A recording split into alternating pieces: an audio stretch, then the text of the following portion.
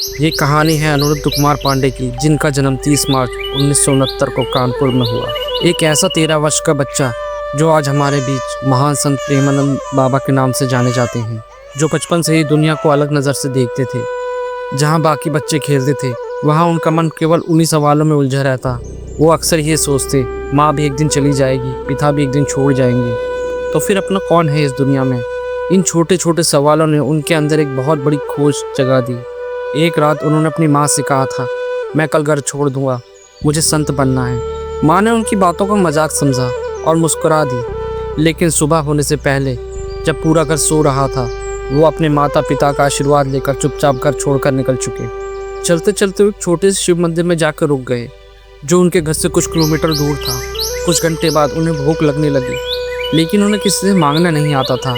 तभी एक व्यक्ति वहाँ आया और बोला, मैं ये संत के लिए दही लाया था, तुम खा लो। पहले उन्होंने मना किया, लेकिन उनके बार बार कहने पे उन्होंने वह स्वीकार कर लिया। उस व्यक्ति के जाने के बाद भगवान शिव से लिपट कर रोने लगे और बोले, अभी मैं भूखा था और आपने मुझे भोजन दे दिया। बस यहीं से उनका विश्वास और मजबूत हो गया। जब उनके माता पिता को पता चला और वो लेने आए, लेकिन अपने बच्चे के भगवान के प्रति प्रेम देखकर वो भी हार गए और उन्होंने आशीर्वाद दिया, जाओ तुम ऊसर में भी बैठोगे तो वहाँ फूल बरसेंगे। इसके बाद उन्होंने कभी पीछे मुड़कर नहीं देखा। सिर्फ 13 वर्ष की उम्र से गंगा के किनारे भजन साधना में लग गए। कभी तेज़ धूप, कभी बारिश, लेकिन उनका ध्यान कभी नहीं टूटा। कई कई दिन तक भूखे रहना, और जब भूख सहन ना होती तो गंगा का जल पीकर ही रह जाना। उन्होंने कभी किसी दरवाजे पर जाके भोजन नहीं मांगा, जो खुद से मिल गया वही स्वीकार किया।